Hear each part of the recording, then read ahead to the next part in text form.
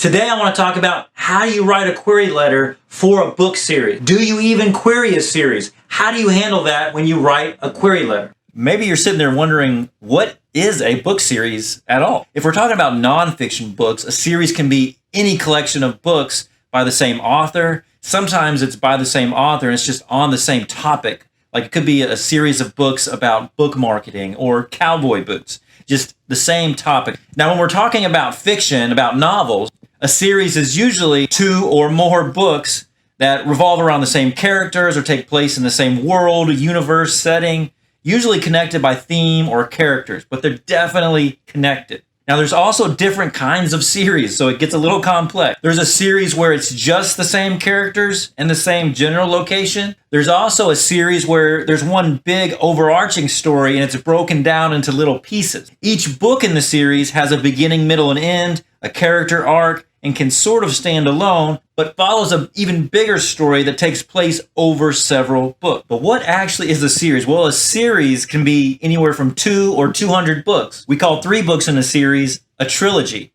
But what about more than 3? Well, 4 books in a series is called a tetralogy or a quartet. 5 books in a series is called a quintet. 7 books, heptalogy. A group of sailors is called a crew or a deck.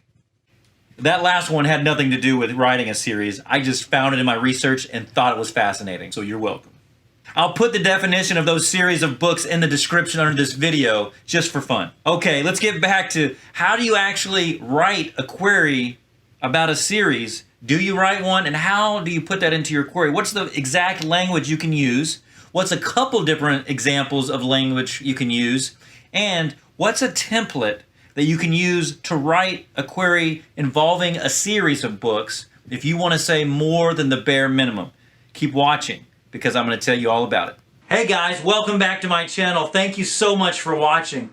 If you're not already a subscriber, please consider subscribing and hitting that little bell icon so you know every time I get new content out. Go ahead and just Lord of the Rings that subscribe button. It's very common for an author to ask, if I'm writing a whole series or plan to write a series for this novel, should I mention that in my query letter? Should I talk about all my books or just one of them? So my best recommendation is that you only query one book at a time. And usually that's your first book, the first book in the series. Now what you can say in your query letter is that your book has series potential. Usually authors put that at the bottom of their query letter right before they close and say goodbye. You could say something like, this is a standalone novel with series potential. The other thing that you can say is that this is the first book in a planned series. That way the agent knows that you're not just a one-book author, but you have other books that you can write or have written already. It's a sneaky way to sneak in this idea of a series without overselling it. But you definitely want to query just one book at a time. Another way you can talk about a series